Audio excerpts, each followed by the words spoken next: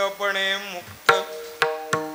मुक्त मुक्तपणे मुक्त श्रेष्ठपणे श्रेष्ठ सर्वत्री वरिष्ठ आदिशक्ती जगाचा उद्धारा तुमचा अवतार पावन हे साचार मूढजन अज्ञानासी बोध सज्ञानाची शुद्धी सांडिली उपाधी सर्वत्रांची जगाच्या कल्याणा जगाचा उद्धारा तुमचा अवतार पावन हे साचार मूढजन लढिवाळ तान्हे एका जनार्दने लढिवाळ तान्हे एका जनार्दने कृपा असो देणे मजवरी जगाचा उद्धारा तुमचा अवतार पावन हे साचार मूढजन विठ्ठल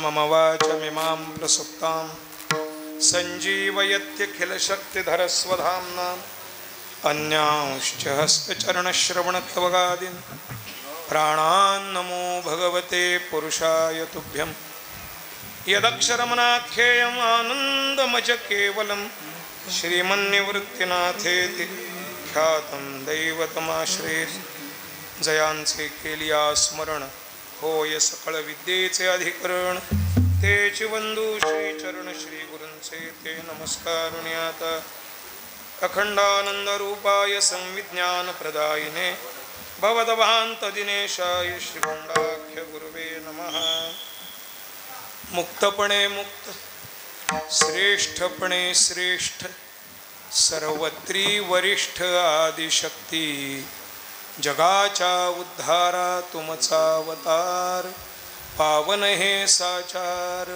मूढजन आदिशक्ती माय मुक्ताबाई यांच्या 728व्या अंतर्ध्यान समाधी महोत्सवाच्या निमित्ताने पंढरीश भगवान पांडुरंगराय भक्त शिरोमणी संत श्री नामदेवराय कौंडिण्यपूरहून मातोश्री आईसाहेब रुक्मिणी देवी सद्गुरु श्री निवृत्तीनाथ महाराज आणि आळेफाटा रेडेश्वर समाधीहून रेडे महाराजांचं रेडेश्वर महाराजांचं आगमन अशा पंचयोगातून दुपारी मध्यान्नाच्या समयानंतर आईसाहेबांचा अंतर्ध्यान उत्सव श्री नामदास महाराजांच्या सेवेनं परिपूर्ण झाला. आपल्याला ज्ञात आहे साधारणतः 8 वर्षापासून संस्थांच्या आग्रहानं विनंतीनं आणि माऊली प्रतिष्ठानच्या विनीतजी सबनीस आणि त्यांचा जो परिवार आहे त्यांच्या वतीनं संस्थांकडे जो आग्रह धरला गेला आणि त्यातून तेव्हापासून संस्थांची महिनावारीची काही मंडळी पालखी सोहळ्यातले काही मानकरी मग त्यात निवृत्तीनाथांचे पूजाधिकारी सेवाधिकारी गोसावी परिवार असेल त्यांच्या वतीनं हरिभक्त परायण श्री जयंत महाराज गोसावी, वास्तविक ही संस्थांची जी कीर्तन सेवा आहे ती कीर्तन सेवा त्यांचीच, पण ते स्वतः अंतःकरणापासून वेगवेगळ्या परंपरेने येणाऱ्या कीर्तनकारांना सेवा देतात. ती सेवा आज माझ्या वाट्याला आली. आमचे डावरे महाराजही पहिल्या सोहळ्यापासून या ठिकाणी येतात. माझंही यावर्षी येणं झालं आणि आल्या आल्या आईसाहेबांनी पदराखाली घेतलाय, सेवा दिली. मुळात त्या काळामध्ये जाऊन तत्कालीन स्थितीचा विचार करीत त्या प्रसंगाचं संस्मरण करणं, चिंतन करणं आणि तो क्षण प्रत्यक्ष अनुभवण्याचा प्रयत्न करणं हा सगळा उद्देश या प्रकल्पामध्ये आहे. या निमित्तानं जे जाऊ शकत नाहीत पंढरीला, निवृत्तीनाथांकडे, आईसाहेबांकडे, आळ्याला, त्याही मंडळींचं दर्शन, त्याही देवांचं दर्शन सहज अनायास इथे उत्सवाला येताना रस्त्यातल्या लोकांना व्हावं, हाही त्यातनं एक उद्देश सफल होतो. वास्तविक देवाला पालखी सोहळ्याविना नेणं हे तसं संप्रदायाच्या मर्यादांमध्ये बसत नाही आणि त्यामुळे अनेक वेळा अनेकांचे काही विषय ऐकायला मिळतात. पण त्यातला उद्देश जेव्हा आपण व्यवस्थितपणानं मांडतो, सगळ्यांना सोबत घेतो, त्यातून अनेकांचा विचार अनुकूलतेचा येतो आणि त्यातून यावर्षी विशेष गोष्ट संस्थांनं केली. संस्थांच्या ज्या 52 दिंड्या सद्गुरू श्री निवृत्तीनाथांच्या बरोबर पालखी सोहळ्यात आत्ता ज्येष्ठ महिन्यामध्ये जो पालखी प्रस्थान होते आषाढी वारी करता, त्या 52 दिंड्यांचे प्रतिनिधी सुद्धा या वर्षीपासून या सोहळ्यामध्ये आईसाहेबांच्या वारीच्या निमित्तानं संमिलित झाले. आनंदाची गोष्ट आहे. या निमित्तानं निवृत्तीनाथांच्या वारकऱ्यांना आईसाहेबांची वारी घडते, समाधीची वारी, सोहळ्याची वारी, आणि त्याबरोबर इथला परिसर, इथली असणारी वारकरी भाविकांची आईसाहेबांप्रती असणारी निष्ठा, त्यांची सेवा, त्यांची शिस्त, हेही सगळं आम्हाला अनुभवायला मिळतं. खूप आनंदाचा क्षण आहे. कालपासून आज या क्षणापर्यंत दोन्ही दिवस संस्थांचे विश्वस्त, संस्थांचे दोन्ही मंदिरांचे व्यवस्थापक, पूजाधिकारी आणि त्याचबरोबर संस्थांच्या वेगवेगळ्या दिंड्यांच्या माध्यमातून येणारे सर्व वारकरी, त्या सगळ्यांच्या सहयोगानं चाललेला हा उत्सव नेमकं कोण काय काम करत आहे पण सहजतेनं होतो आहे. यामागे हरणे बाबा, भैयासाहेब आणि त्याचबरोबर इथे असणारे अनारे महाराज, या तिघांचं आणि या तिघांच्या सल्ल्यानुसार काम करणाऱ्या चोपदार असणाऱ्या पंकजाबांचं विशेषता असते. 4च माणसं आणि त्यांना सगळ्यांची अनुकूलता लाभून संस्थानाचा हा होणारा विकास आपण पाहतो. सप्तशताब्दीच्या काळामध्ये नव्या मुक्ताईला आमच्या परंपरेचा उत्सव झाला. 2 उत्सव झालेत वेगवेगळे. वैकुंठवासी गुरुवर्य भानुदास महाराज देगलूरकर आणि श्रीधर स्वामी पंचगव्हाणकर हे त्यावेळेस मुक्ताईला होते. 7 दिवस विषय होता आणि चांगदेव 65वर पंचगव्हाणकर महाराज बोलले होते आणि एकदा चैतन्य महाराज 7 दिवस बोलले होते. इथेही उत्सव आत्ता 4 वर्षाखाली झाला. पण त्यावेळेचं चित्र आणि आताचं हे सगळं स्वरूप विस्तारित होणारं एक वेगळ्या अंगानं आहे. हे सगळं काय आहे? काही नाही, ही आईसाहेबांची कृपा आहे. आईसाहेबांचं महत्व संप्रदायातलं जसजसं वारकरी भाविकांच्या लक्षात येईल तसतसं संप्रदायाचा एकनिष्ठ भाविक आईसाहेबांकडे कोणत्याही प्रकारचा अंतःकरणात दुजाभाव न ठेवता, स्त्री पुरुष हा भाव न ठेवता, ही या तिन्ही भावंडाची आई आणि त्यामुळं माऊलीची माऊली म्हणून आमची माऊली या दृष्टीने येईल. सकाळी चरित्राचा काही भाग सांगताना नामदास महाराजांनी खूप गोड पद्धतीनं प्रसंगाचं वर्णन केलं.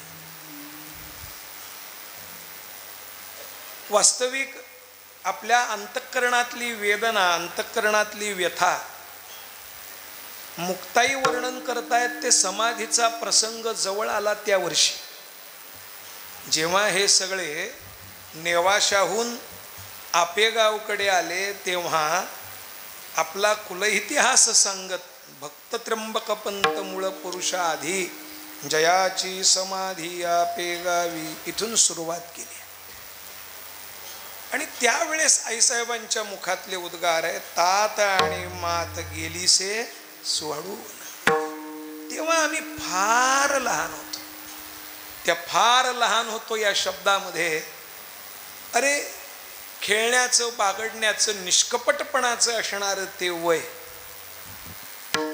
सोपानदेव मला सांभाळत होते, ज्ञानोबाराय आणि दादा भिक्षेच्या निमित्तानं जात, विशेष करून ज्ञानोबाराय बाहेर जात असत, सोपानदेव मला सांभाळायचे. आणि लागणारी व्यवस्था घरातली आणि त्याचबरोबर आपलं स्वतःचं नित्य साधनानुष्ठान निवृत्तीनाथ करीत असत. श्री गुरु, आई, वडील, बंधू, ज्येष्ठ बंधू हे चतुर्विध प्रकारचं प्रेम सद्गुरु श्री निवृत्तीनाथांनी आम्हा तिन्ही भावंडांवर सारखेपणानं केलं. पण हितगुज करण्याची वेळ आली तेव्हा या तिघांशी, सर्वात अधिक हितगुज करणाऱ्या तिघांशी केवळ आईसाहेब आहेत. ज्ञानोबारायांशी संवाद आहे, सोपानदेवांशी संवाद आहे आणि निवृत्तीनाथांशी संवाद आहे. ज्ञानोबारायांशी दोनदा संवाद वेगवेगळ्या निमित्तानं आहे. विशेष आहे महाराज, तत्कालीन स्थितीत जाऊन 750 वर्षापूर्वीचा तो काळ, ज्या काळामध्ये परकीय आक्रमणाचा आरंभ झालेला या महाराष्ट्रावर, ज्ञानोबारायांनी समाधी घेतली आणि अवघ्या 2 वर्षांनी देवगिरीचं असणारं आपलं स्वराज्य, आपलं स्वतःचं असणारं राज्य हे विलयाला गेलं. अल्लाउद्दीन खिल्जीनं जे आक्रमण केलं त्या आक्रमणामध्ये देवगिरीचा पाडाव झाला आणि तिथून यावनी आक्रमणाचा आणि अंमलाचा काळ आपल्याकडं सुरू झाला. त्याच्या अगोदरचा हा काळ आहे जास्तीत जास्त 25 वर्षाचा, ज्या काळामध्ये नामदेवराय आणि ज्ञानोबाराय दोघांनी मिळून सद्गुरु श्री निवृत्तीनाथांच्या अंतःकरणातला जो संकल्प आहे, जो त्यांच्याकडे श्री गुरु गहिनीनाथांपासून परंपरेनं आला आहे, तो संकल्प कसा सिद्ध होईल आणि सर्वांना, सर्वत्रिकांना, स्त्री पुरुष अबालवृद्ध सर्वांना भक्तीचा, ज्ञानाचा, उपासनेचा अधिकार कसा करून देता येईल याचा विचार जो प्रकट झाला आणि त्या विचाराच्या अनुषंगानं जी तत्कालीन असणारी समाजस्थिती ढवळून निघाली. महाराज 18 पगड जातीतले 12 बलुतेदार सगळे कुणालाही न अव्हेरता जो येईन त्याला, न आला तर त्याची कारणं जाणून त्याला समजवून पूर्ण बदल घडवीत या मूलभूत भागवत संप्रदायाच्या, या वारकरी संप्रदायाच्या मूल विचार बैठकीनं संपूर्ण समाज समृद्ध केला. तो हा विशेष काल आहे जो वारकरी संप्रदायाच्या दृष्टीनं सुवर्ण काल आहे.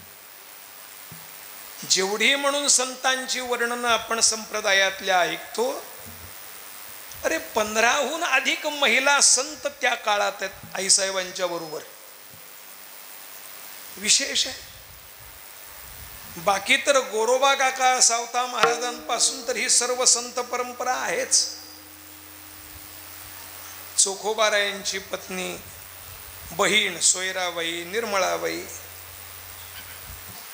राका आणि वंका, राका बंका वंका या परिवारातल्या या दोघी मायलेकी, कान्होपात्रा, जनाबाई, नामदेवरायांच्या घरातल्या त्यांच्या मातोश्री, त्यांच्या पत्नी, गोणाई, राजाई, 4 सुना, 1 बहीण आणि 1 लेक. किती. आणि आईसाहेब स्वतः 15 जणी, आणि सर्वांना सामावित, सर्वांची काळजी घेत. कारण यांचा संबंध आपल्याला सापडतो एक तर पंढरीला हे सगळा संत मेळा आल्यानंतर, आणि ज्ञानोबारायादिक सर्व संत मंडळी तीर्थावळीला जातात तेव्हा, तीर्थयात्रेला जातात तेव्हा तीर्थावळीत त्याचं वर्णन आहे. काय सहजता. आत्तासारखी भाऊगर्दी नाही, हौशे गौशे नाही, आवडीचाच परमार्थ करणारे आणि खरोखर स्वतःच्या स्वोद्धाराची तळमळ असणारीच मंडळी ही सगळी एकत्र. कुठं फोटोसाठी, रील्ससाठी धावणारी मंडळी नव्हती महाराज. भजन करावं, उपासना करावी, ध्यान करावं, योग करावा, नामसाधना करावी. मिळालेला प्रत्येक क्षण आयुष्यातला किती अनमोल आहे आणि त्याबरोबर त्याचा कसा परिपूर्ण उपयोग आपल्याला करून घेता येईल हे स्वतःच्या आचरणानं इतरांना शिकवित स्वतःची उपासना परिपूर्णतेला नेणारे हा सगळा संत मेळा, हे सगळे महात्मे त्या एका काळात एकवटले. तो जो 60-70 वर्षाचा काळ आहे, नामदेवरायांच्या जन्मापासून नामदेवरायांच्या समाधीपर्यंत, तो जवळजवळ 85 ते 85 वर्षाचा काळ वारकरी संप्रदायाच्या दृष्टीनं खूप महत्त्वाचा आहे. जिथे सद्गुरु श्री निवृत्तीनाथांनी प्रकटपणानं विठ्ठल भक्तीचा पुरस्कार स्पष्टतेनं केला आणि सगळ्यांना सनकादिकांचा दाखला देत त्यांच्या पूर्वपरंपरेचा विचार करीत स्पष्टतेनं सांगितलं, माझ्या श्री गुरु गहिनीनाथांपासून जो विचार मला प्राप्त झाला तो हा आहे. त्यामुळे विठ्ठल भक्तीशिवाय, कृष्ण भक्तीशिवाय या कलियुगामध्ये दुसरं दैवत नाही, दुसरा पर्याय नाही. भगवंताची भक्ती या विठ्ठलाची आणि त्याच्या नामाचं चिंतन हे सर्वोत्तम साधन याच काळामध्ये, कलियुगामध्ये उत्तम आहे, आवश्यक आहे आणि ते आपण केलं पाहिजे. निवृत्तीनाथांचे शब्द आहेत, जनासी तारक विठ्ठल जनासे तारक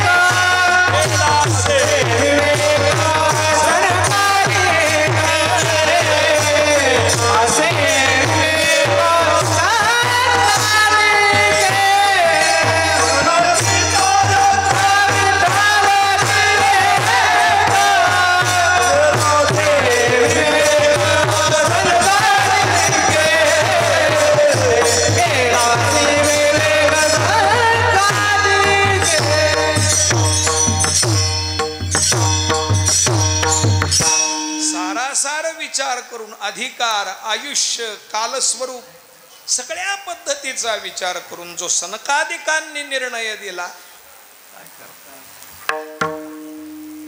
संत एकांती बैसले, एकत्र बसून विचार करून दिलेला निर्णय.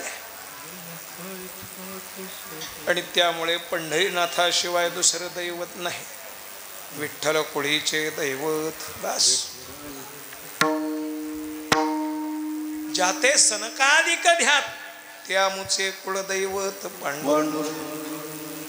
काय आहे तत्कालीन, जसं जगद्गुरु शंकराचार्यांच्या काळामध्ये 48 प्रकारची महत्वाची, बरं का, तशी अनेक मतमतांतर होती, पण 48 प्रकारची महत्वाची उपासनेच्या आणि उपास्याच्या संदर्भानं वेगवेगळे पंथ संप्रदाय मतप्रवाद होते. आचार्यांनी या सगळ्यांचं एकत्रीकरण करीत पंचायतन पूजेच्या माध्यमातून पंचतत्वांच्या पंचदेवता आणि त्याचा आपल्या शरीराशी असणारा संबंध यथा देहे तथा देवे असा विचार स्पष्ट करीत पंचायतन पूजेच्या माध्यमातून संपूर्ण हा आपला सनातन धर्म विचार जगणारा प्रत्येक मनुष्य एकत्र आणला आणि त्यातून हे राष्ट्र अखंड ठेवण्याचा प्रयत्न केला. आचार्यांच्या प्रयत्नानंतर जवळजवळ साधारणतः 1700 वर्षांनी पुन्हा अवतार धरण करून भगवंताला पुन्हा या धर्मप्रतिष्ठेसाठी परत यावं लागलं. आणि तेही येताना आपलं विशेषत्व प्रकट करण्याकरता जे कधीही शास्त्राच्या विचारात बसत नाही अशा पद्धतीनं जन्माला आले.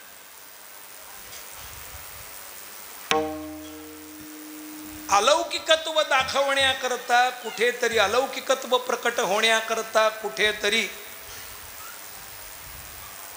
नियमित घालून दिलेल्या पायवाटीपासून थोडं वेगळं व्हावं लागतं, वेगळेपण सिद्ध करावं लागतं. आणि अपवादानं नियमाची सिद्धता करून जे शुद्ध आहे ते दाखवत आपण स्वतः शास्त्राच्या आचाराचा, शास्त्राच्या नियमांचा आचार करीत कुठेही पुन्हा परत यामध्ये कोणी गडबड करेल अशी व्यवस्था होऊ नये याकरता ते निर्णय देतात. आपल्याला प्रसंग सगळे माहिती आहेत. संन्यास आश्रमाचा त्याग करून गृहस्थाश्रम पुन्हा श्री गुरूंच्या आज्ञेनं स्वीकारून विठ्ठलपंतांनी स्वप्नातल्या निर्देशाप्रमाणे आणि श्री गुरूंच्या आज्ञेप्रमाणे पुन्हा प्रपंच स्वीकारला. हे शास्त्र विरुद्ध आहे हे त्यांना माहिती होतं. ते काय अडाणी नव्हते, दशग्रंथी होते. पण तरी शास्त्राची मर्यादा देहाशी संबंधित आहे. यावत देहधारणा तावत शास्त्र मर्यादा असते. पण देहाच्या पलीकडे श्री गुरूंचा परात्पर संबंध आहे. श्री गुरूंची आज्ञा आपल्याला अधिक प्रमाण आहे. शास्त्र म्हणेल ते सांडावे, जे राज्यही तृण मानावे, या विचाराचाच परिवार आहे. तस्मात शास्त्रम प्रमाणन्ते, हे निश्चित आहे. आणि म्हणून शास्त्र विरुद्ध आपलं आचरण आहे हे जाणीव आहे, घडलाय. कुठलीही तक्रार न करता प्रायश्चित्त स्वीकारलं एकीकडे. पण स्वतः निर्णय घेण्याकरता जेव्हा पैठणास हे सगळे चारी भावंड आलीत, पैठणला यांनी यांचा अधिकार प्रकट केला. अधिकार प्रकट झाल्यानंतर या भावंडांना कोणीही त्रास दिलेला नाही, कोणी मग उपेक्षा केली नाही. अधिकार सिद्ध करावा लागतो ना. तो अधिकार सिद्ध झाल्याबरोबर मग सगळेच पायाशी लागले. तुकोबारायांचा अधिकार सिद्ध झाला, तुकोबारायांचे विरोधक त्यांच्या पाठीमागं टाळ घेऊन भजनाला उभे राहिले. लक्षात घेण्यासारखं आहे. आपली गुणवत्ता, आपला उपासनेचं स्वरूप प्रकट झालं नाही तर कोण इथं विचारणार आहे. अर्थात अलौकिक नोहावे लोकाप्रती अशा पद्धतीनं राहून आपल्या उपासनेनं, आपल्या सेवेनं हे प्रकटीकरण होत असतं. तुकोबारायांनी जाहिरात केली नाही, या भावंडांनी जाहिरात केली नाही, असे प्रयोग करून मिळतील असं कुठेही आलं नाही महाराज. पण चालविली जडभिंती, हरली चांगयाची भ्रांती, मोक्ष मार्गीचा सांगाती, ज्ञानोबा माझा. नाथ महाराज ज्ञानोबारायांच्या समाधीनंतर जवळजवळ 250-300 वर्षानंतर ज्ञानोबारायांचं जीवनचरित्र डोळ्यासमोर आणून जी गुरुनिष्ठा आपल्या ठिकाणी आहे तीच सद्गुरुनिष्ठा ज्ञानोबारायांच्या ठिकाणी अनुभवाला येते. म्हणून त्या एका विशेष गुणाकरता ज्ञानोबारायांचे प्रेमी बनतात, नवे नवे ज्ञानोबारायांच्या चरणी समर्पित होतात. हे नाथांचं वैशिष्ट्य जसं आहे तसं ज्ञानोबारायादिक भावंडांच्या गुरुनिष्ठेचं स्वरूप आहे. जेवढे एकनिष्ठ श्री गुरु निवृत्तीनाथ गहिरीनाथांप्रती आहेत, कारण ही परंपराच नाथ संप्रदायाची गुरु शिष्य परंपरेनं आणि एकनिष्ठेनं येणारी परंपरा. त्यामुळे हे तिन्ही ज्ञानोबाराय असतील, सोपानदेव असतील, आईसाहेब मुक्ताबाई असतील, या तिघांची गुरुनिष्ठा अद्वितीय आहे, निरूपम. किती एकनिष्ठ असतील. आचार्य पस्तीवरच्या ओव्या आपण पाहिल्या तर ज्ञानोबारायांच्या अंतःकरणातला भावसंकल्प किती दृढ आहे आणि किती प्रकट आहे तो आपल्या समोर येतो. ये शरीरीची माती मिळवी न ती एकशिती, जेथे श्रीचरण उभे ठाकती आराध्याचे. किती मोठी भावना आहे. अरे जिवंतपणी तर सेवा करूच, पण अपेक्षा आहे की हा देह पडल्यानंतर सुद्धा या देहाचे उरलेले जे काही राख असेल, माती असेल, पंचतत्वात मिळाल्यानंतर सुद्धा त्या काय काय होईल, त्यांना ओवाळण्याचं तेजही मी होईल आणि त्यांना आल्हाद देणारा वायूही मी होईल. ज्ञानोबारायांची संकल्पना कुठून आहे? जी निष्ठा निवृत्तीनाथांच्या जवळची आहे तीच गुरुनिष्ठा शिष्याच्या ठिकाणी येते, ती आलेली आहे. आणि त्यामुळे जसं बंधू किंवा बंधू भगिनी संबंधातनं आपण या संत चरित्राकडे पाहतो, तसं गुरुशिष्य संबंधातनं सुद्धा या उभयतांकडे पाहावं लागतं. आणि मग लक्षात येतं हे नुसतं भावा बहिणीचं नातं नाही आहे, हे नुसतं गुरुशिष्याचंही नातं नाही आहे. याच्या पलीकडचा काही विचार समाजासमोर ठेवण्यासाठी यांनी ही रूप धारण करून, हे संबंध धारण करून केलेला विशेष प्रयत्न आहे. काय करायचं आहे उच्चार्यांना, नेमका काय हेतू आहे? सकाळी अभंगामध्ये आपण विचार ऐकला, ब्रह्ममूर्ती संत जगी अवतरले, उद्धराया आले दीनजना. नाथ महाराज म्हणतात, जेव्हा मी या सगळ्यांचं चिंतन केलं, या चारही भावंडांच्या जीवनचरित्राचं चिंतन केलं, त्याचबरोबर नामदेवरायादिक संतांच्या त्यांच्यावर असणाऱ्या प्रभावाचं चिंतन केलं, असं लक्षात आलं हे सामान्य नाही, प्रत्यक्ष परब्रह्मच यांच्या रूपानं वेगवेगळी रूप धारण करून अवताराला आलेला आहे. तिन्ही देव जैसे परब्रह्मीचे ठसे तिन्ही देव जैसे परब्रह्मीचे ठसे तिन्ही देव जैसे परब्रह्मीचे ठसे तिन्ही देव जैसे परब्रह्मीचे ठसे जगी सूर्योदय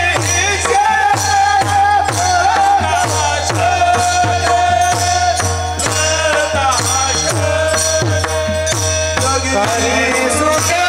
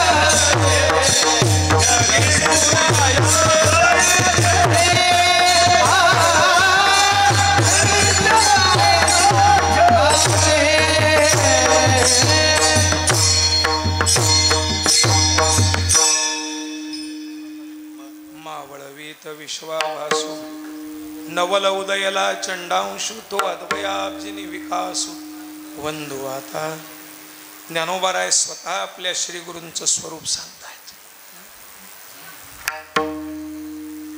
ही अनुभूती आहे महाराज. जेवढा कळवळा तुमच्या आमच्या विषयीचा यांच्या अंतःकरणात आहे तेवढा मायबापांच्याही अंतःकरणात नाही. बाप न करी ऐसी असे यांचे उपकार आहे.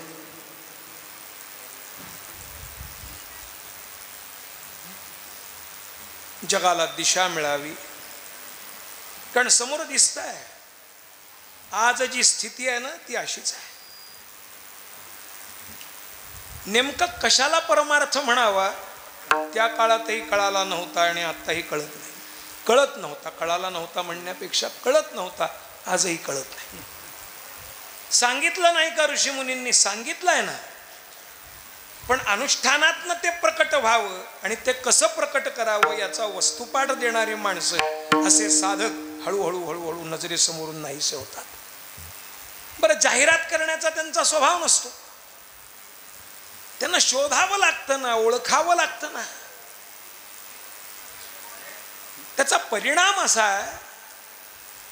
बरं, अशी ओळख, एवढा मोठा महाराष्ट्र होता, एवढा संपूर्ण हिंदुस्थान होता, पण संतांची मांदियाळी ती एकत्र झालेली दिसते ती पंढरीतच, आळंदीतच. किंबहुना या संतांच्या भोवतीच त्यांचा असणारा आकार दिसतो का? समानशीलेषु व्यसनेषु सख्यम निश्चित.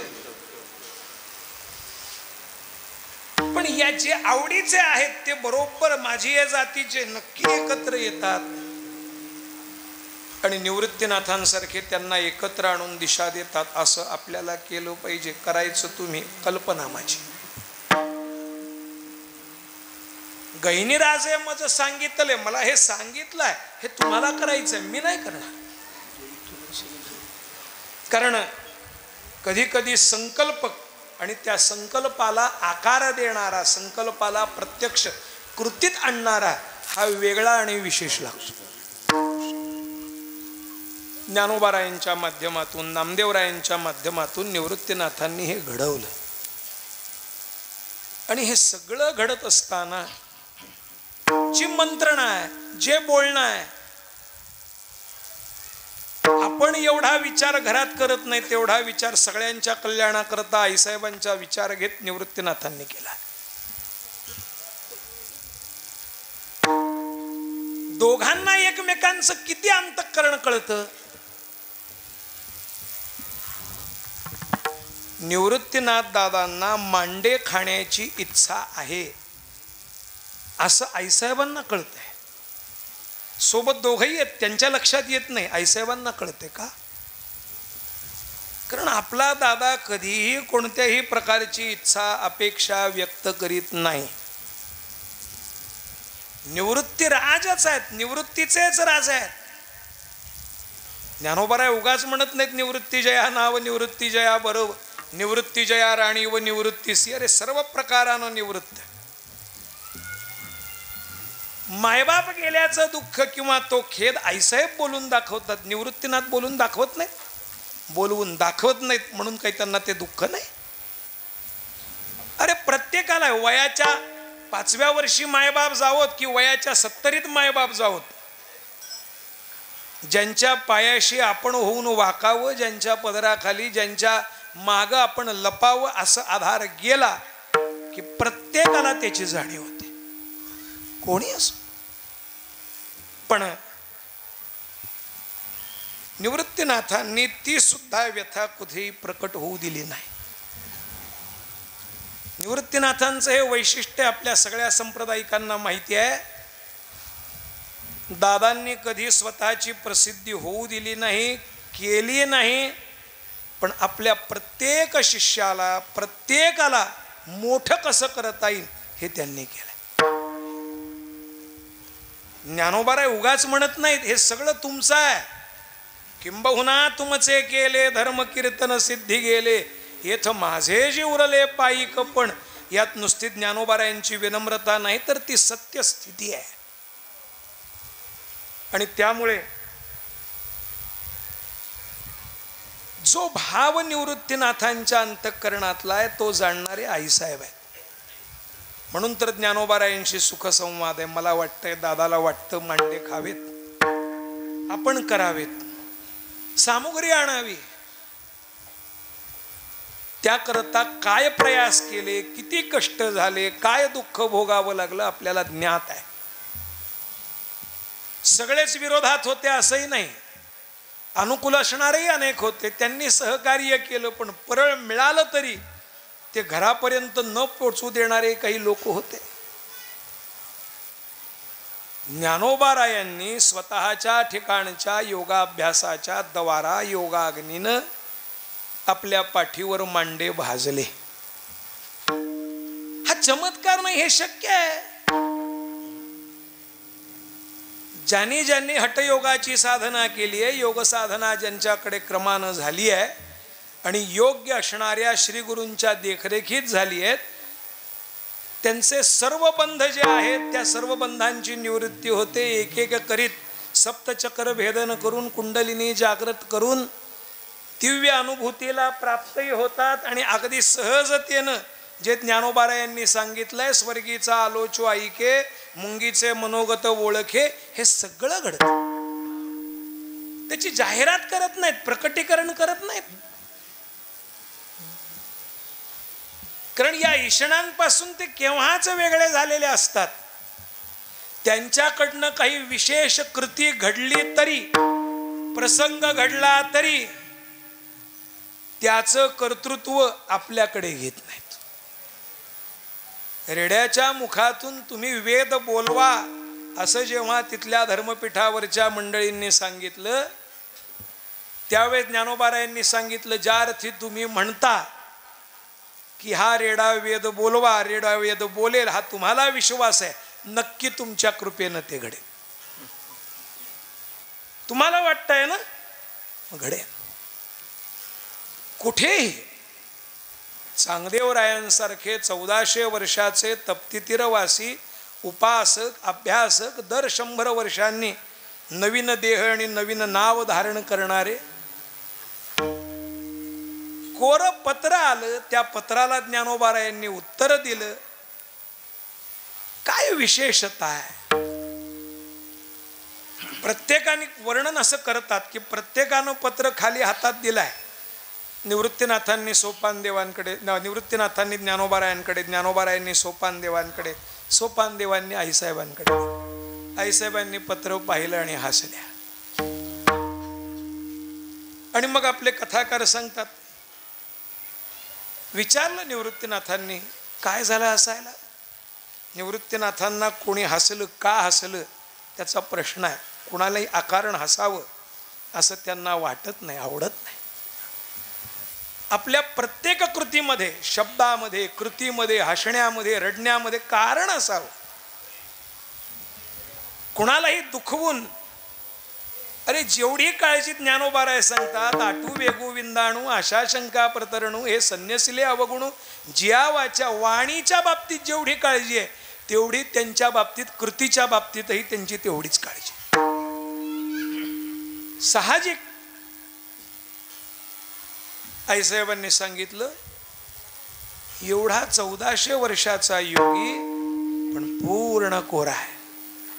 ज्ञानोबाराय म्हणाले, खरंच किती छान, पूर्ण कोरा आहे. निवृत्तीनाथ म्हणाले, अशा कोऱ्या असणाऱ्यावर संस्कार करणं आपलं काम आहे. लिहा. सोपी गोष्ट नाही महाराज. आमचा 7-8 वर्षाचा परमार्थ, 7-8 वर्षापासून प्रवचन कीर्तन करायला लागलो तरी केव्हा आमचा पाय घसरेल सांगता येत नाही. लोकेशणा, वित्तेषणा, दारेषणा या केव्हा आम्हाला नडतील सांगता येत नाही. 1400 वर्ष उपासना करूनही कुठल्याही प्रकारचा चारित्र्याच्या बाबतीतला शिंतोडा, भोगाच्या बाबतीतला शिंतोडा या महात्म्यानं आपल्यावर घेतला नाही. एवढं कोरे पण कुणाकडे आहे. म्हणून तर ज्ञानोबाराय त्यांना सखा म्हणतात. एक नामदेवरायांना आणि एक चांगदेवरायांना. सखया तुझे नि उद्देशे भेटाया जीव विसकुसे की सिद्ध भेटीसी, भेटाया जीव उल्हासे की सिद्ध भेटीसी विसकुसे. म्हणजे ठिकाणी ही व्याकुळता आहे. तुम्हाला भेटावं असं वाटतं, तुम्ही माझे सखे आहात. ज्ञानोबारायांनी ज्यांना सखा म्हणावं, भिंत चालवली, चालविली जड भिंती, प्रसंग घडला. त्यानंतर अनुग्रहासाठी कुणाकडे जावं लागलं? निवृत्तीनाथांनी अनुग्रह दिला का चांगदेवरायांना? ज्ञानोबारायांनी, सोपान देवांनी नाही म्हणा.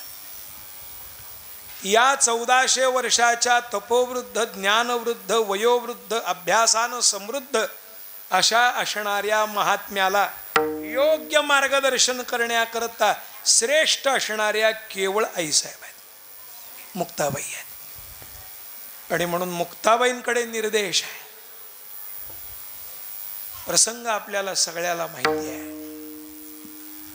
काय आहे, जोपर्यंत देहदृष्टी आहे तोपर्यंत परमार्थाच्या मार्गात, हे देहतादात्म्यता दृष्टी जोपर्यंत आहे, अहंता इदंता जोपर्यंत आहे, मी माझं जोपर्यंत आहे, तोपर्यंत परमार्थ मार्गात चित्तशुद्धी जरी झाली तरी पुढचा प्रवास नाही.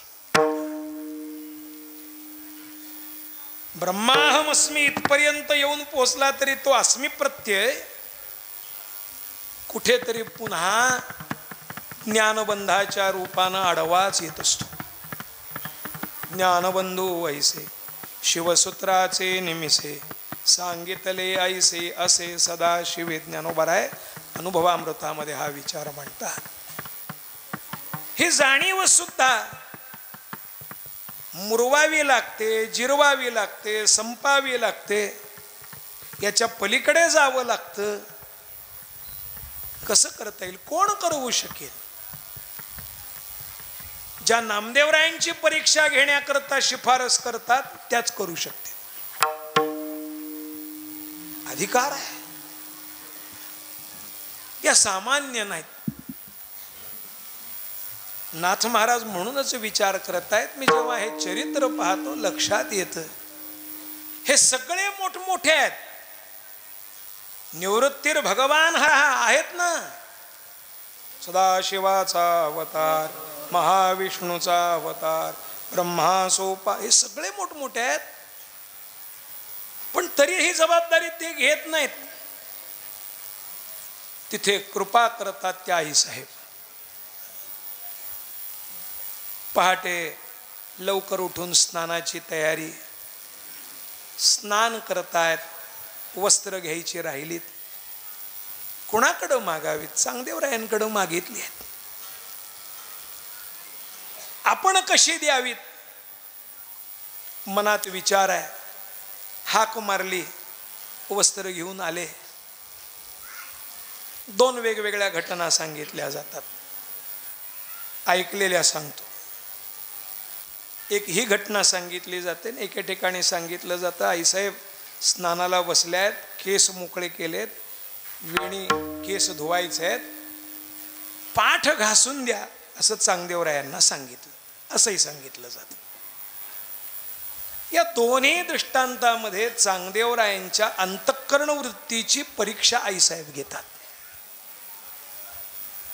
आणि तेव्हा संकोच जाणवल्याबरोबर आईसाहेबांनी स्पष्ट सांगितलंय, 1400 वर्षात जर तुम्हाला अभेदाचं ज्ञान झालं नाही तर तुमचा हा योगाभ्यास, तुमची ही उपासना काय कामाची?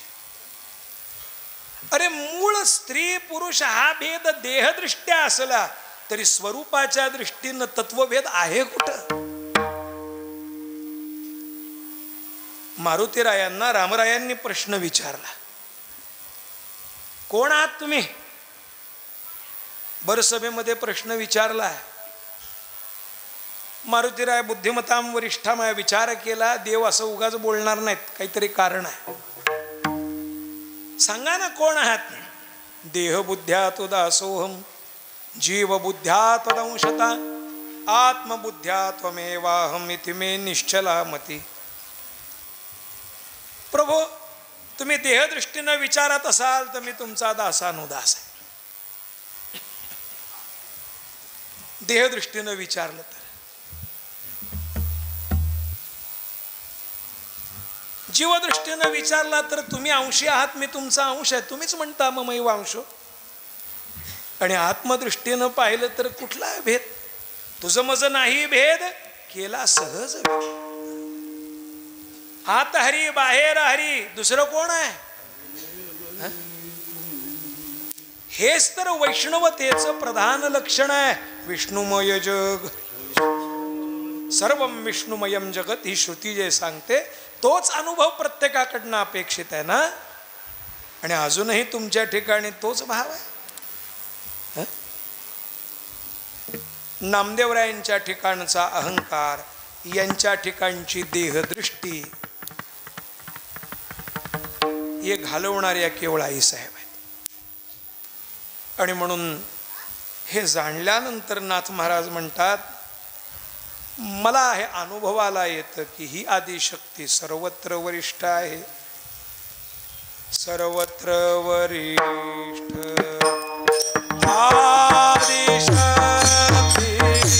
सर्वत्र वरिष्ठ आदिशक्ती, सर्वत्र वरिष्ठ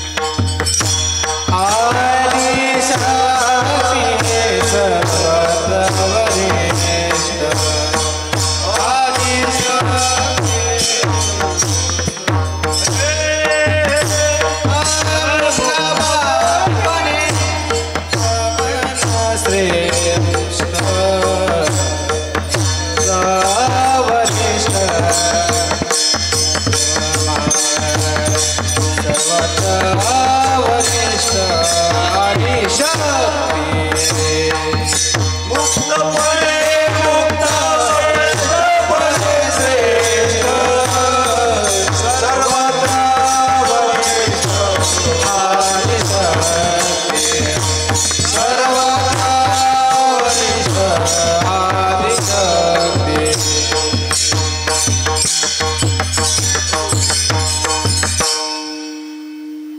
आदि माया किंवा मूळ माया मुक्ताई, ऐसे पण ना किती वेगवेगळे विशेषण आहेत हो. ही मूळ माया आहे. असं आहे,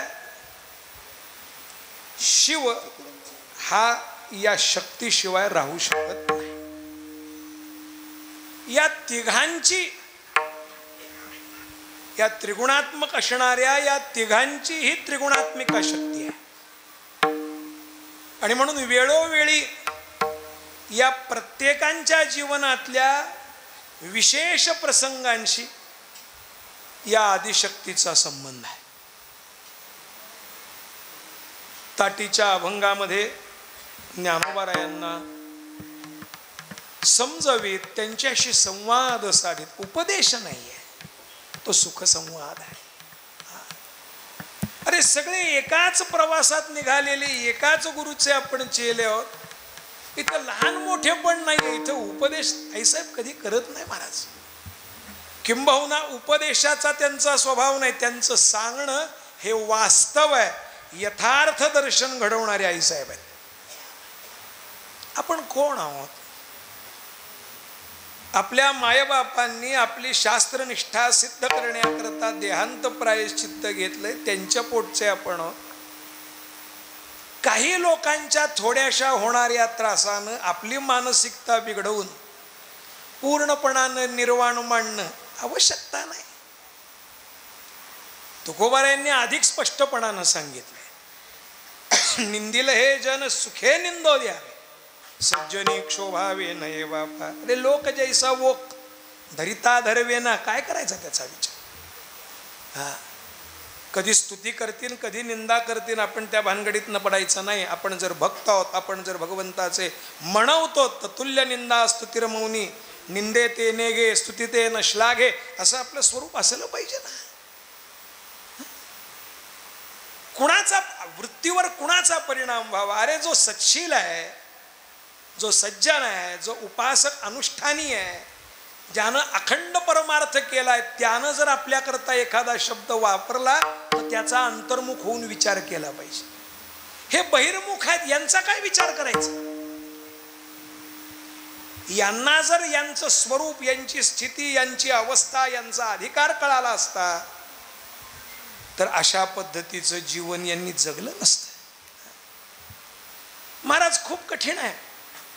आपण कोण आहोत, कुणाचे आहोत, कुणापाशी आहोत याचं भान नसलं किती दुःख आहे.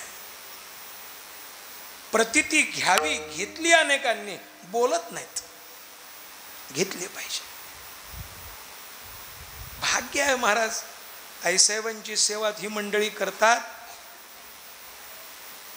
आपल्याला घरात आपल्या आईची किंमत कळत नाही, आपल्या वडिलांची किंमत कळत नाही जोपर्यंत ते असतात तोपर्यंत, किंवा जोपर्यंत आपल्याला निश्चित कुणामुळे हे सुखसौलभ्य प्राप्त झालंय हे कळत नाही तोपर्यंत त्याचा विशेष वाटत नाही. निवृत्तीनाथांचा टाळकरी म्हणून सुद्धा आपल्याला मिळालेलं भाग्य वेगळं आहे, सोपं नाही आहे. भल्या भल्यांना नाही मिळत. गळ्यात विणा घेऊन आपण पायी चालतो, तो वेगळा अनुभव आहे, ती साधी गोष्ट नाही, सहज नाही आहे.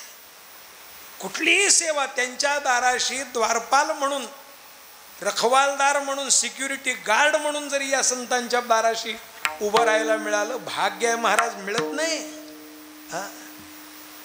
केव्हा केव्हा पाहतो 70-70 वर्षाची म्हातारी माणसं दर्शनाकरता येतात, फक्त 1-2 मिनिट घेऊ दे ना.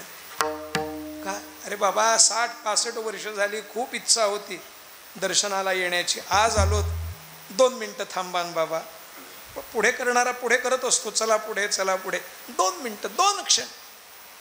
अरे तुम्ही भाग्यवान आहात, तुम्ही तो 24 तास, आम्ही किती लांबून येतोय, एकदा तर घेऊ देत. त्यांना त्या दर्शनाचं महत्व आहे, जवळ राहणारे आम्हाला नाही. का आणि म्हणून कुणाचा विचार करावा, कोणी बोलेल बोलू द्यावं, खूप अनुभव येतात. काय असतं आईसाहेब समजवतायत, अरे जग आहे, विश्वरागे झाले वन्नी, संती शीतळ व्हावे पाणी. अरे हा विश्वपट आहे, त्यात कुठेतरी धाग्याच्या भूमिकेत, सुताच्या भूमिकेत आपणही आहोत. हे तुम्हाला सांगितलं पाहिजे का? तुम्हीच तर आम्हाला शिकवलंय.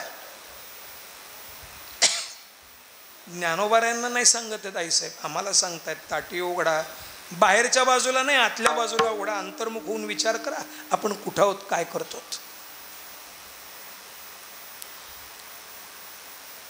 पोटासाठी भजन असेल तर भजन ते उंगळवाणे नरका जाणे तुटे ना. या उलट जर त्याच्या नामरूप गुणलीलांच्या वर्णना करता, त्याच्या सेवे करता अगदी कंठशोष होईपर्यंत जरी भजन करत असेल तरी त्याचं ते करणं निश्चित भगवत प्रियतेला कारण आहे. जरी त्याला सूर ताल नसला तरी. नये जरी तुझ मधुर उत्तर दिधला सुस्वर नाही देवे, नाही तया वीण भुकेला विठ्ठल, येईल तैसा बोल रामकृष्ण. आईसाहेबांचं हे दृष्टी देणं आहे. ज्ञानोबारायांनी ताटी काढली. ज्ञानोबारायांच्या बाबतीत आईसाहेबांचे हे अनेक विषय आहेत. ज्ञानदेवांनी दिलेली मुक्ताईंना सनद आहे. काय सुखसंवाद असेल त्यातला. म्हटलं दोन हे असे प्रसंग आहेत ज्ञानोबारायांच्या जीवनात. सोपानदेवांच्या समाधीच्या वेळेस सोपानदेवांशी जो संवाद आईसाहेबांचा आहे, सकाळी सांगितलं, अरे आईसाहेब स्वतः सांभाळी सोपान मज लागी, मला सांभाळलं त्यांनी तळहाताच्या फोडाप्रमाणे. लहान होतो आम्ही, पण आता सोपानदेव काय मोठे होते काय, 2 वर्ष 3 वर्षांनी मोठे. 3 वर्षाचा अंतर पकडलं तर निरसंप्रदाय विचाराप्रमाणे. 5 वर्षाच्या आईसाहेब असतील तर 8 वर्षाचे सोपानदेव आहेत. पण आईसाहेब म्हणतात सोपानदेवांशी जो संवाद आहे हृदय संवाद आहे. सोपानदेव आता आपल्याला दृष्टीनं दिसणार नाही. आपल्या घासातला घास ज्यानं आपल्याला हाताने भरवलाय तो पुन्हा दिसणार नाही. ज्ञानोबारायांच्या वेळेस दोघेही भाऊ बहीण समाधीच्या प्रसंगी बाहेर उभे राहून रडतायत. दोघेही स्फुंतायत, स्पुंदून रडतायत, पण एकमेकांना समजवतायत. आता कोणी कुणाला समजवा.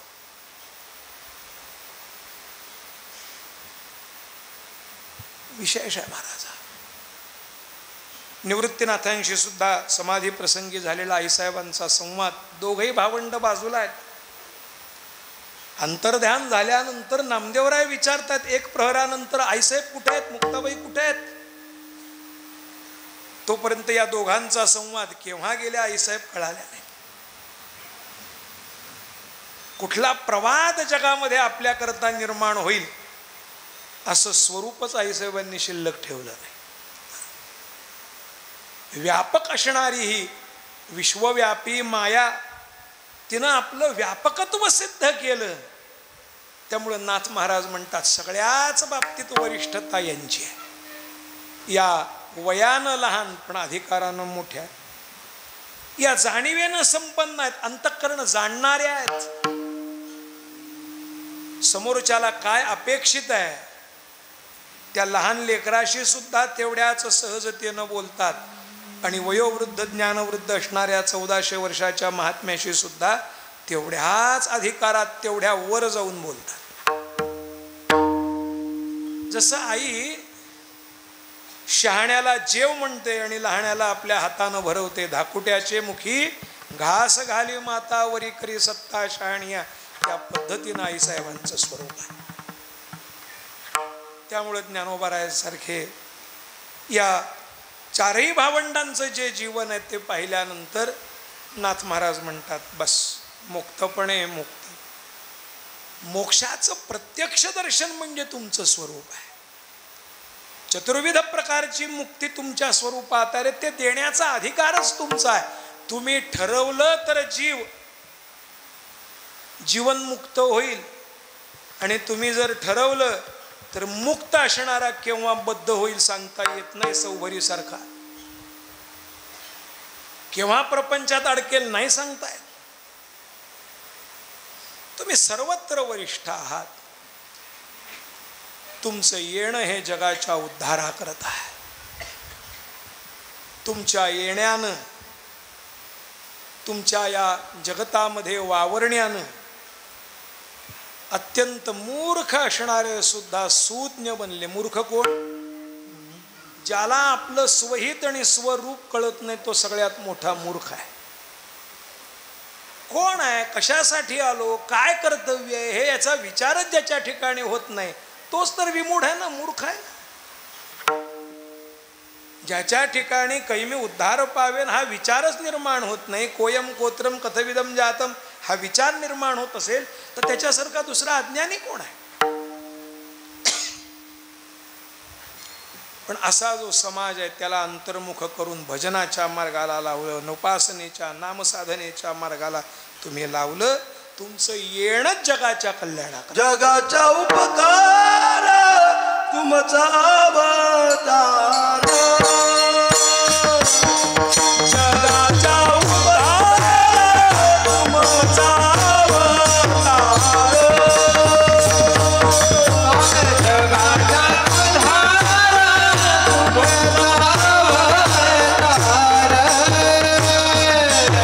जगाचा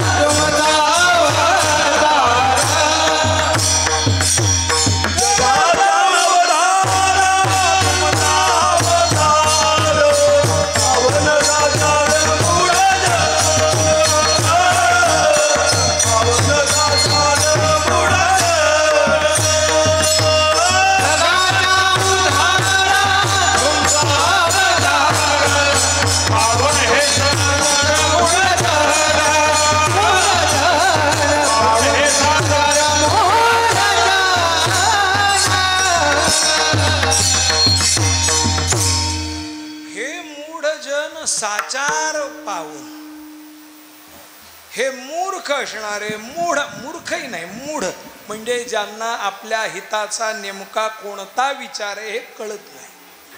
त्यांना कळत नाही असं नाही, काही कळतं पण जे कळतं ते अपूर्ण असतं. आणि असं अर्धवट ज्ञान ज्यांच्या ठिकाणी आहेत, काय करावं हे ज्यांना नेमकं कळत नाही, गतानुगतिक आहे, त्यांनाही मूढ म्हटलं आहे. त्यांना दृष्टी देऊन त्यांना अंतर्मुख करीत ऐसे तुम्ही त्यांच्या ठिकाणची जी विपरीत भावना आहे ती दूर केली. विसोबांना सुद्धा एक खेचरा परतासर म्हणणाऱ्या कोण आहेत? आईसाहेब विशेष महाराज.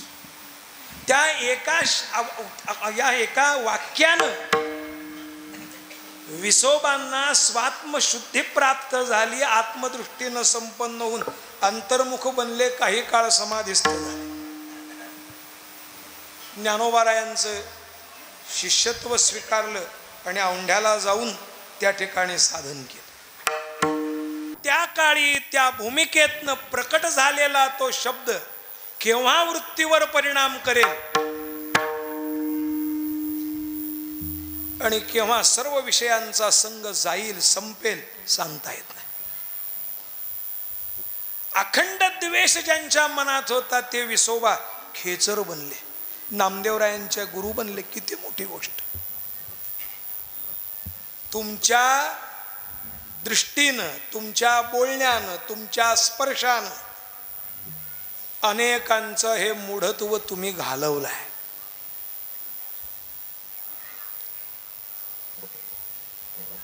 अज्ञानी असणाऱ्यांना तुम्ही कृतीतनं, क्रियेतनं आणि शब्दातनं बोध दिला. आणि त्याबरोबर जे सज्ञान आहेत, जे शहाणे आहेत, त्यांना आत्मशोधाकरता, अंतर्मुख होण्याकरता प्रवृत्त करून स्वतःचा विचार करायला लावला.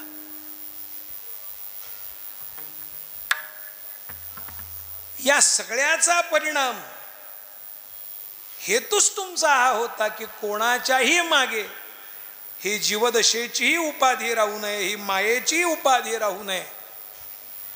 आणि हे सगळे या अविद्या उपाधीपासून निवृत्त होऊन स्वस्वरूप बोधाला प्राप्त व्हावेत.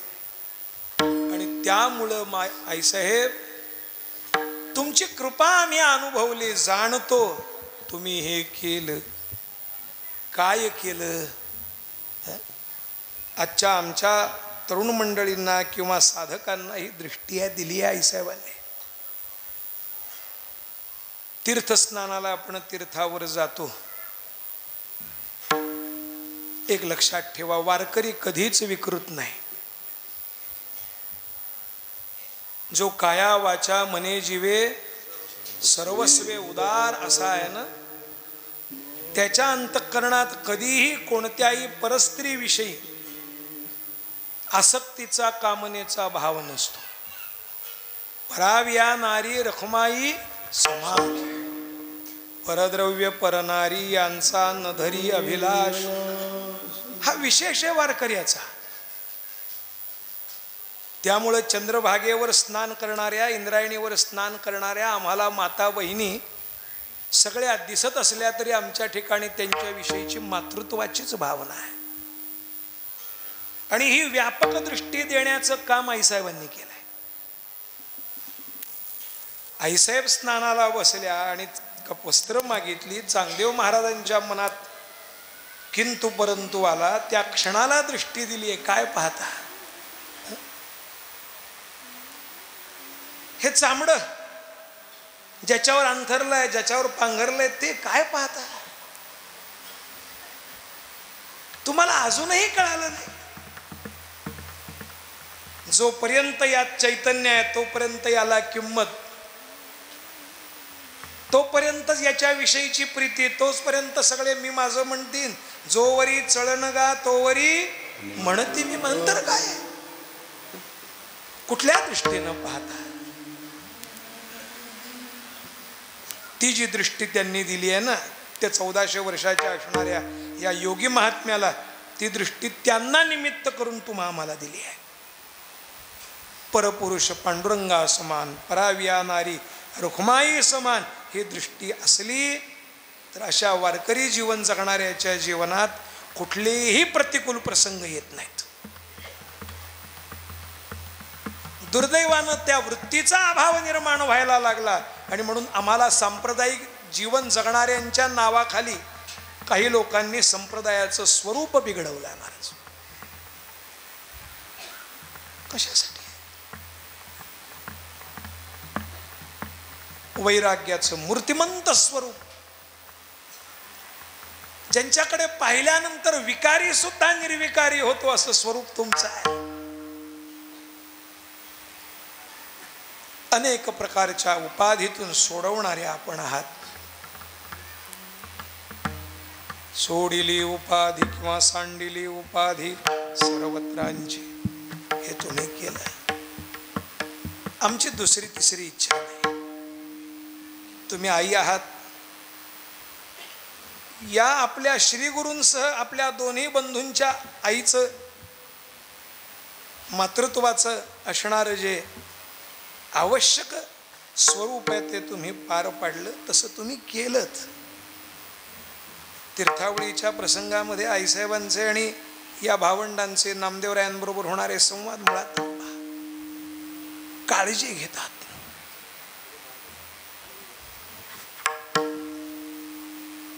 बस जसं त्यांच्यावर तुमचा स्नेह राहिला तसा मीही तुमचा एक लहान बाळ आहे. मला दुसरं काही नाही. तशी कृपा तुम्ही त्यांच्यावर केली तशी कृपा माझ्यावर राहू द्या. आम्हाला नको आहे दुसरं काय. तुमच्या पायाशी आल्यानंतर दुसरं काय मागावं. देवापाशी गेल्यानंतर भोग मागितले जातील, पण भगवती प्रत्यक्ष आदिमाया मूळ मायेच्या पाशी आल्यानंतर भोगाची अपेक्षा करणं म्हणजे आपण अधिकाधिक गुंतलेलो आहोत हेच दाखवणं आहे. इथं केवळ आईसाहेब अशी कृपा करा की या त्रिभुवनातल्या कुठल्याही गोष्टीचा, वस्तूचा, पदाचा आम्हाला मोह राहणार नाही, इच्छा राहणार नाही, अपेक्षा राहणार नाही. असं तुम्ही आम्हाला करा. ही कृपा आमच्यावर ठेवा की आमचा परमार्थ शुद्ध होईल. आमच्या परमार्थात कोणतंही विघ्न कोणत्याही रूपानं येणार नाही, आणि ते तुम्ही केलं तर होईल. नाथ महाराजांची ही विशेषता आहे. या चारही भावंडांबद्दल त्यांचं खूप प्रेम आहे. मग ज्ञानोबारायांच्या बाबतीतही अनेक ठिकाणी बोललेत, निवृत्तीनाथांच्याही बाबतीत अनेक ठिकाणी बोललेत, सोपानदेवांच्या संबंधानेही 4-5 अभंग आहेत, आणि आईसाहेबांबद्दल तर बरंच बोललेत. किंबहुना या चारही भावंडांच्या जीवनावर पुनर्प्रकाश टाकणाऱ्या आणि यांचं महात्म्य सगळ्यांच्या समोर आणणाऱ्या समकालीन नामदेवराय आणि जनाबाईंप्रमाणे नाथ महाराज आहेत, जे 300-250 पावणे 300 वर्षानंतर अवताराला आले. ते नाथ महाराज शेवटच्या चरणात सांगतात की मी तुमचा बालक आहे, माझ्यावर कृपा करा. लाडका आहे, लढीवाळ आहे, तान्हा आहे, मला काही कळत नाही. तान्ह कोणाला म्हणतात? जो 3 वर्षाच्या आतला आहे, शैशवावस्थेत आहे, 3च्या आत जो आहे तो शिशु. आम्ही सगळे त्रिगुणांच्या बंधानु बांधलेलो आहोत. या त्रिगुणात्मिका मायेचा प्रभाव आमच्यावर आहे. आपण कृपा केली तर त्रिगुणातीततेचा अनुभव, गुणातीततेची स्थिती आपण आम्हाला द्याल, खात्री आहे. म्हणून आम्ही तुम्हाला प्रार्थना करतो. तुमचा अवतारच यासाठी आहे. जगाच्या उद्धारा तुमचा अवतार, पावन हे साचार मूढ जन. विठोबा रखुमाय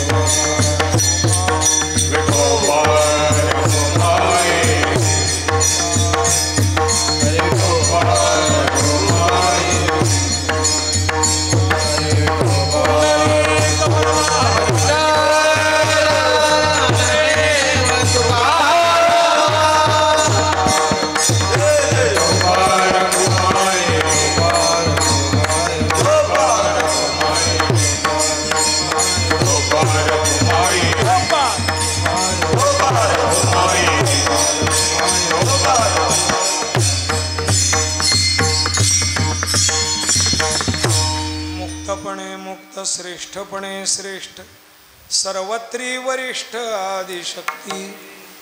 जगाच्या उद्धारा तुमचा अवतार, पावन हे साचार मूढजन. विठ्ठल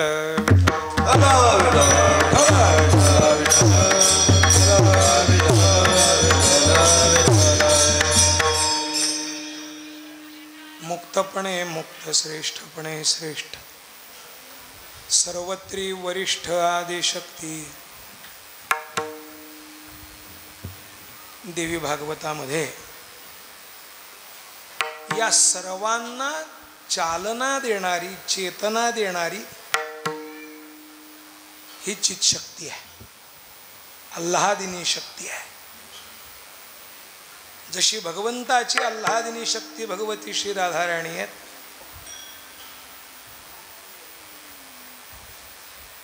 भगवान श्री रामरायांची प्रेरणा भगवती माता जानकी आहेत. आवश्यकता नाही की त्या शक्ताबरोबर ती स्त्री रूपानच पाहिजे. कधी मातृ रूपान आहे, कधी पत्नी रूपान आहे, कधी चीती रूपान आहे. या देवी सर्वभूतेषु मातृरूपेण संस्थिता नमस्तस्यै नमस्तस्यै नमस्तस्यै नमो नमः. वर्णन आहे ना, चितिरूपान प्रेमरूपान संवित स्वरूपान आईसाहेबांचं अस्तित्व आहे. प्रत्येकांच्या हृदयस्थ असणारी जी प्रेरणा आहे, प्राणशक्ती चामुंडे प्रहारोनी संकल्प मेंढे मनोमहिषाचे निमुंडे दिधली बळी असं जिचं वर्णन केलं जातं ती आदिशक्ती भगवती जगदंबा परांबा वेगवेगळ्या नावाने. हे सगळं तुमचं स्वरूप आहे. जोपर्यंत तुम्ही त्यांच्या बरोबर येत नाही तोपर्यंत त्यांना शिवत्व नाही आणि तोपर्यंत तिथे कल्याणाचं स्वरूप प्रकट होत नाही. म्हणून तुम्ही परमकल्याणप्रदा आहात. शारदाही तुम्ही, विद्याही तुम्ही, मुक्तीही तुम्ही, भक्तीही तुम्ही, ज्ञानही, सगळं काही तुम्ही आहात. जो जो ज्या ज्या भावनेनं तुमच्याकडे येईल त्याला तुमच्या वरिष्ठत्वाचाच अनुभव येतो. म्हणून एवढीच आमची अपेक्षा. आम्हाला काही कळत नाही, आम्ही साधी आहोत, पण तुमचे आहोत, लाडके आहोत. लढिवाळ तान्हे, तान्ह असणं ठीक, पण ते लढिवाळच असतं असं नाही. घरामध्ये 3-4 भावांचा परिवार असावा आणि 3-4, 5-6 महिन्यांची मुलं एका घरामध्ये 3-4 असावीत, तरी त्यात सगळ्यांचेच लाड होतात असं नाही. ज्याच्या ठिकाणी काही विशेष गुण प्रकट असतात, नेहमी खोड्या करणारा जेवढं लक्ष वेधून घेतो आणि त्याच्यावर जेवढं लक्ष या लक्ष ठेवणाऱ्यांचं असतं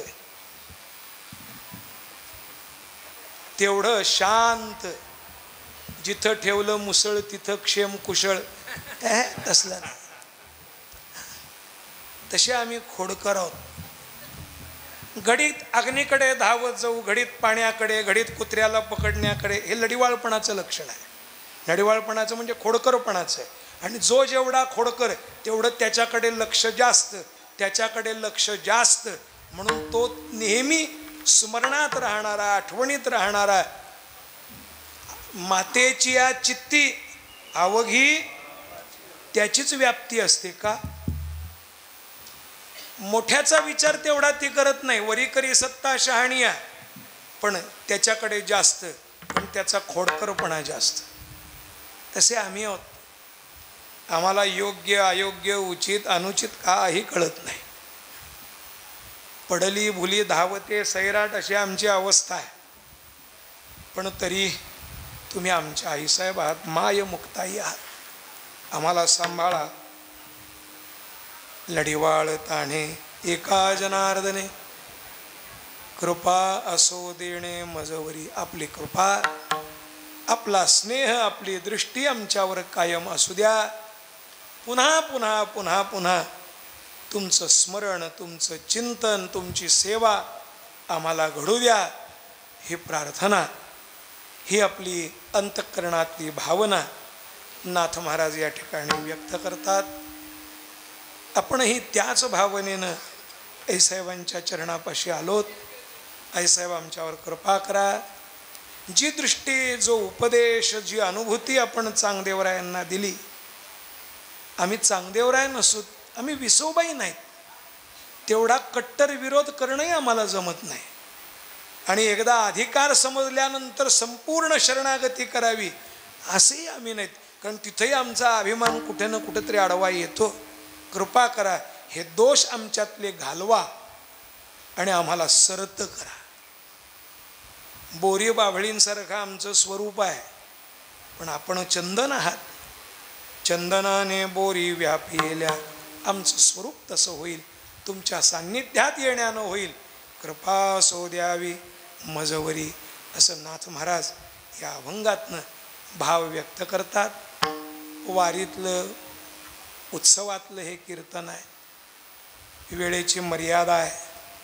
पुढे संस्थान आणि संस्थानचे आलेले सगळे सेवेकरी देवाला निवृत्तीनाथांना घेऊन उद्याच्या वारीकरता निघायचं आहे.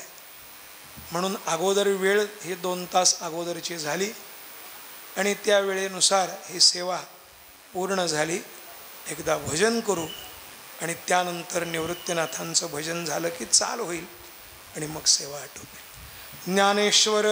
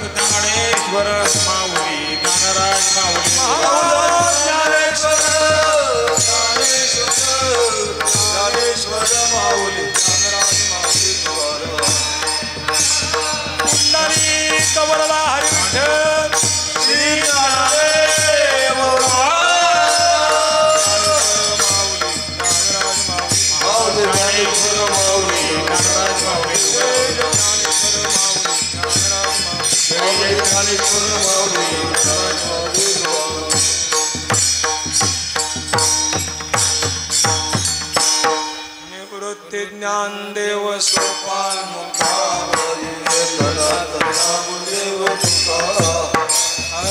निवृत्ती ज्ञानदेव सोपान नामदेव तुकाराम. निवृत्ती ज्ञानदेव सोपान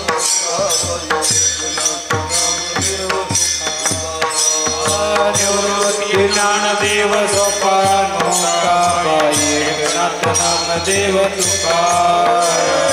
निवृत्ती ज्ञानदेव सोपान एकनाथ नामदेव तुकाराम. निवृत्ती ज्ञानदेव सोपान मुक्ताबाई एकनाथ नामदेव तुकाराम. निवृत्ती ज्ञानदेव सोपान मुक्ताबाई एकनाथ नामदेव तुकाराम. निवृत्ती ज्ञानदेव सोपान मुक्ताबाई एकनाथ नामदेव तुकाराम.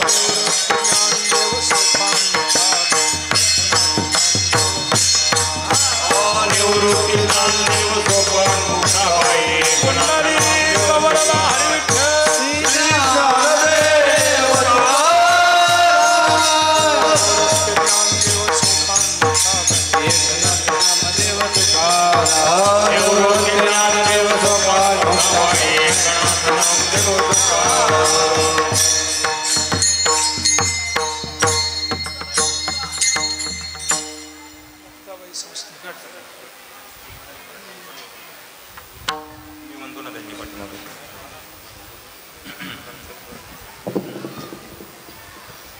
लढीवाळ ताने ताने ताने एका जनार्दन दिवाळताने एका जनार्दन एका जनार्दनी लढीवाळ ताने ताने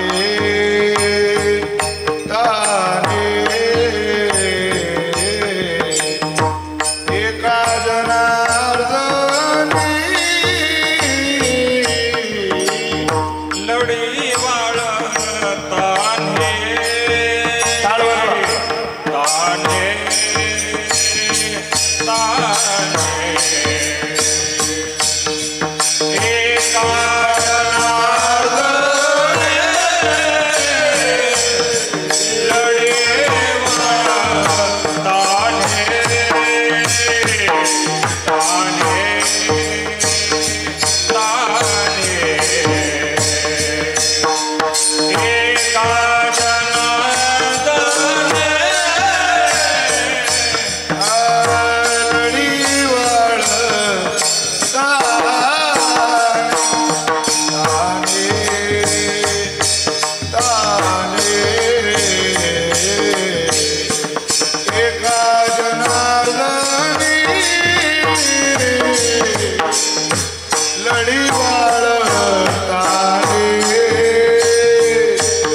ताने ताने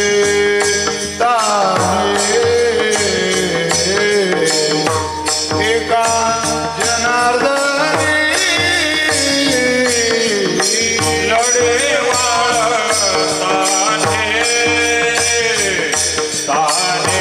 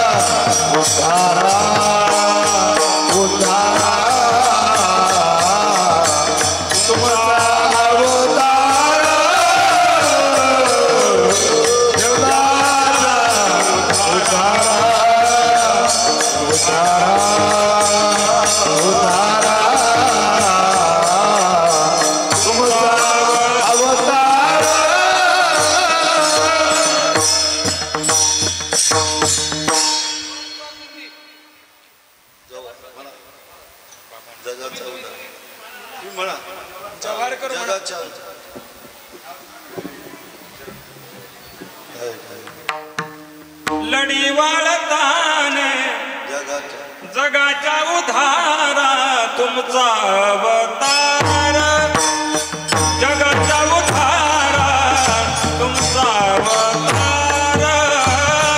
जगाच्या उधारा तुमचा अवतार जगाच्या उधारा तुमचा अवतार जगाच्या उधारा तुमचा अवतार जगाच्या उधारा तुमचा अवतार जगाच्या उधारा तुमचा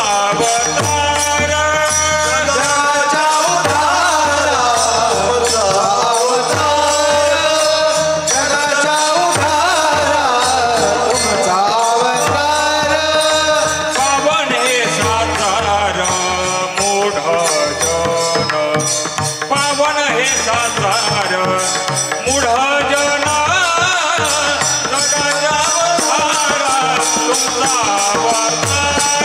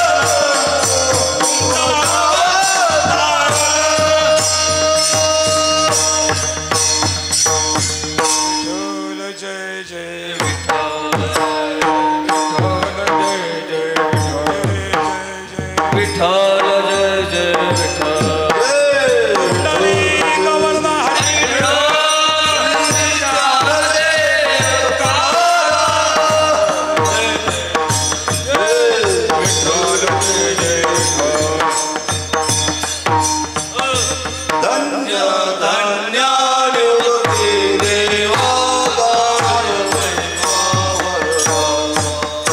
शिवे अवतार धरून आगे त्रैलोक्य हमारी ब्रह्मकशी खरे माहेश्वरी ब्रह्मगिरी शिवे अवतार धरून आगे त्रैलोक्य पावन निवृत्ती नाथाचे चरणी शरण एकालनारी शिवे अवतार धारून गेले त्रैलोक्य पावन ज्ञानदेव ज्ञानदेव ज्ञानदेव आधारे समाधान तुझे केले आता उठावेचे मना एक नाही नारायणा सुरवाडी पडी सापडले आता उठावेचे मना एक नाही नारायणा तुकावने आता उठावेचे मना एक नाही नारायणा गुरुनी आरती वाळूनी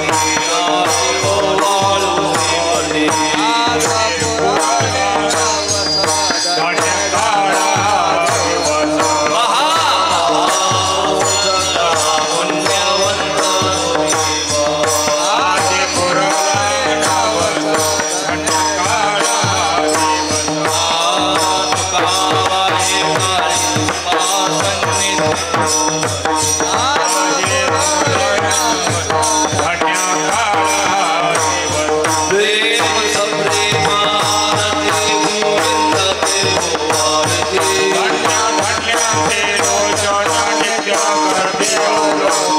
काला प्रभालनी मुक्ताओ आरती परमानंद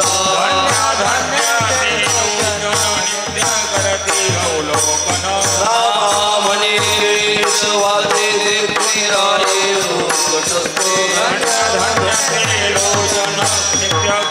अवलोकन निवृत्तीनाथ स्मरणे सुख शांती पावलो निर्विकार ज्योती प्रकाश पडेला आरते गोवाळच गुरु निवृत्ती चरण अविनाश परब्रह्म शिवावतार नवविधान भक्ती गुरुनी आरती निवृत्ती मुकुटमणि ज्ञान पातळल्या ब्रह्मागिरी चिंतासनी अविनाश समाधी उन्मानी साधोल्या साठवल्या वादी आगमानिक मासी तुमचा कळेची मातलो तुमचा दर्शन मारे धरती नादिन निवृत्ती निगमताचे सावणे निरंतर नारदेव तेथे उभे जोडोनी आवडून आरते ओवाळ श्री गुरु निवृत्ती चरण अविनाश परब्रह्म शिवावतार आरती ज्ञान राजा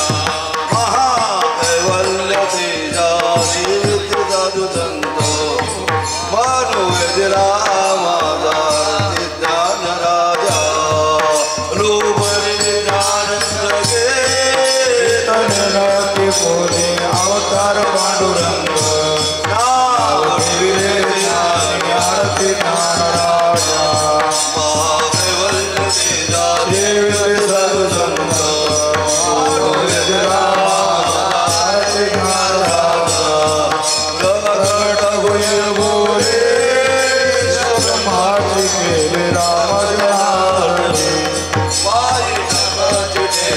आरती ज्ञान राजा महाकैवल्य तेजा देवी जादू संतो मानव वेदिरा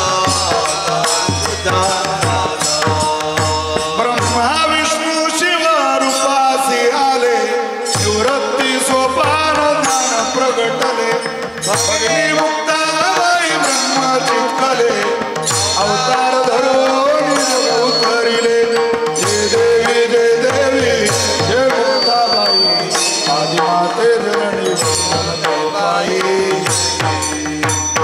तापी गडावासी श्री चांग देव ज्ञानबोध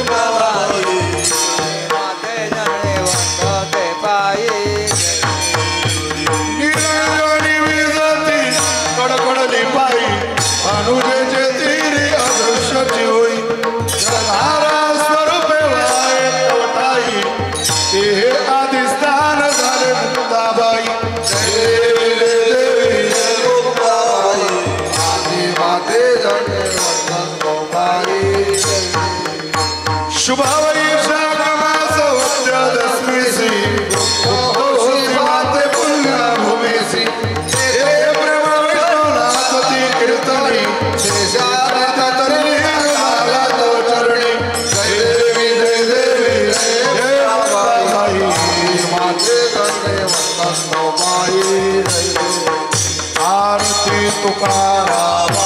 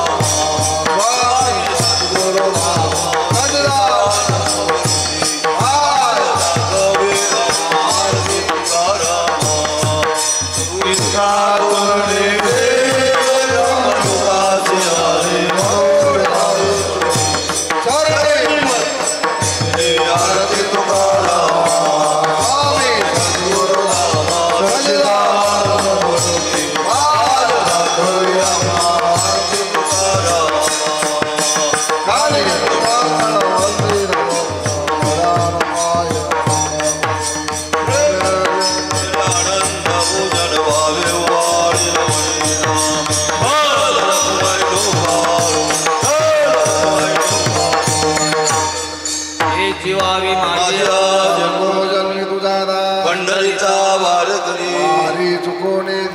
सद्गुरु संग सर्व काळ पंढरीचा वाद करी चंद्रभागे स्नान पंढरीचा वाद करी